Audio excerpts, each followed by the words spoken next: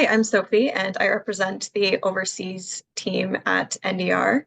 And so we are responsible for making sure that our international partners um, can send us dogs that are adopted and oversee the logistical process in that. So we started working with overseas rescues kind of the same way that I started getting involved, which was I was working closely with a partner in Mexico who reached out to NDR, and NDR was willing to help find new homes for those dogs.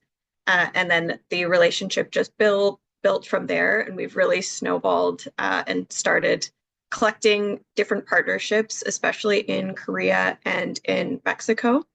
And so we obviously bring the dogs from the US, from other parts of Canada, but it's really special working with these international rescues because they have different breeds and different sizes of dogs that we might not have in our systems in Canada. And so it really allows our adopters to have a variety of dogs to choose from. We want to make sure that every adopter lands on our page for the dogs that are posted and find something that resonates with them, whether that's a size restriction or breed restriction.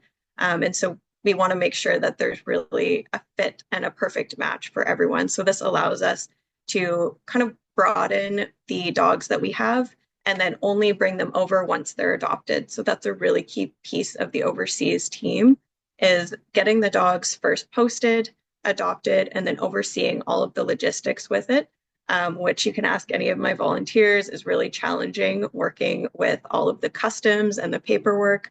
But we have an amazing team of volunteers that dedicates a lot of time to going to the airport and making sure that the handoff to the adopters is smooth.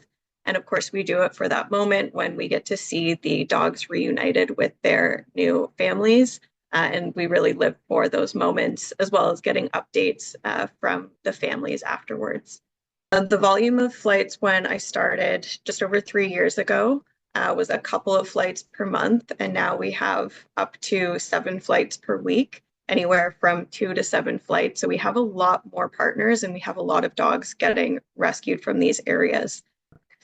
It's difficult seeing the number of dogs that need to be adopted in these countries, but we try to look at it that every dog matters, and if we can reunite a dog with a family, that's super, super impactful, and it also helps with population control in those countries.